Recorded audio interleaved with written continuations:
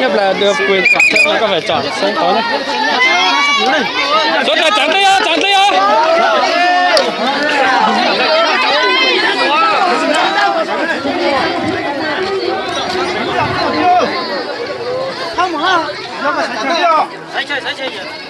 Có tôi tỏ mà tôi kia tỏ mà kia tỏ không? Thôi nhớ nha mình chết con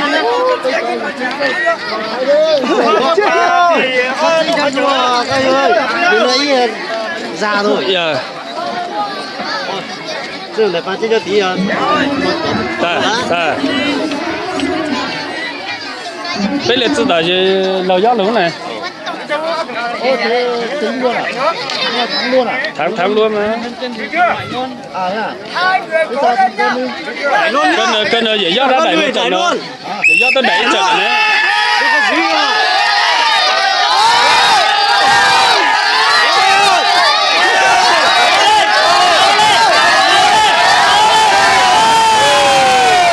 Dễ mà rửa à?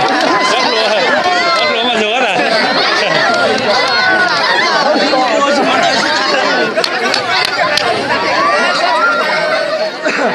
Thế là thắng là vô địch luôn à?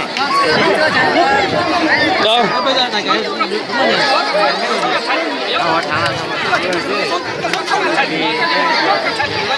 Đúng rồi. Thắng luôn. Chỉ cần thì nó không chỉ nó về đầy cái khóa giờ thắng như khóa là mới thắng chứ. Con phải theo vòng mà. Thế thì lại tính cho hàng cân làm gì? Hàng cân đây như các bạn cân hàng cân 50 đến 55 á. Xoay vòng mà.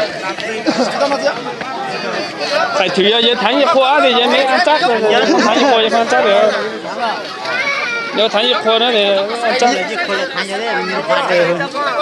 Giờ như khóa thua dưới rồi thì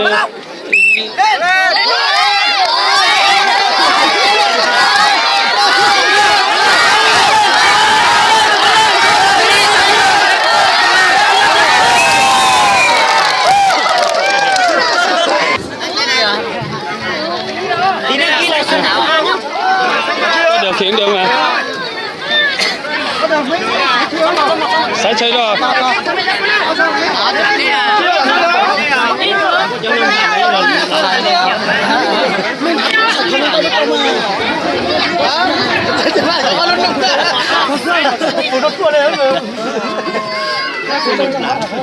Tí bỏ sai tí bỏ này có to nó tí sang có to nó. 560. Hạng 560 thôi chứ còn không phải là như thế. Tí sao nào chạy kia à? 54 à? Thế thì bỏ 56 thế thì hơn nhau 2 cân thôi mà.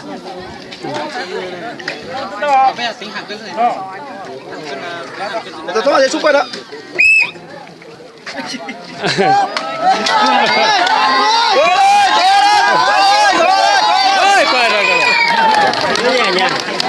Thì bỏ nằm thì bỏ chẳng quyết đó phải dây suy ra giải nhất Nguyễn mà người không nhớ bạn này thôi.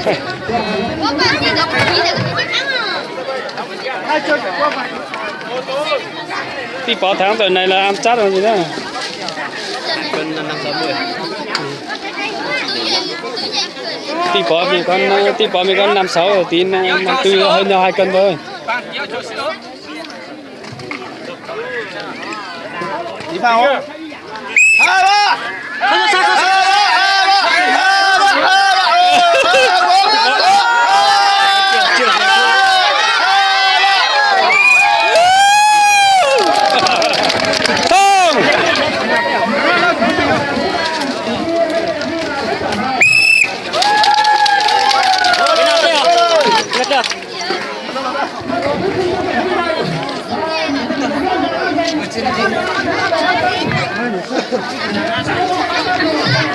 Bỏ sư tử bỏ. Học lý là đâu?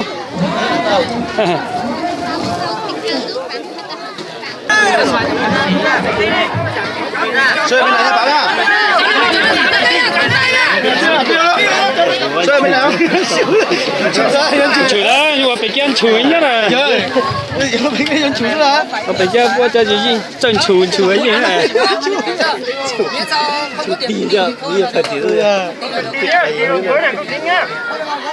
gãy không được kỳ nhá đi vào quay đầu quay thì thôi đấy tư thế là tùy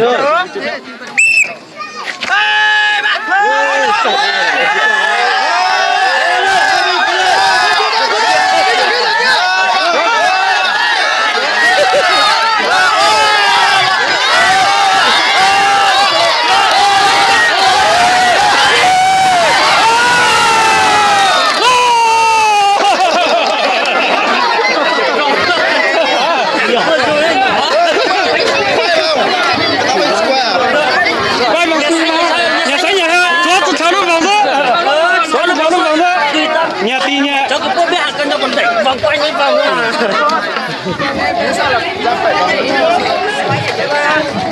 qua chiều này chắc tính nhà rồi đó thì chúa rồi rồi mà còn lúc đẩy thì thích qua kiểu nào qua mấy không qua vòng là được nhưng mà lúc lấy đà là phải theo quy định hết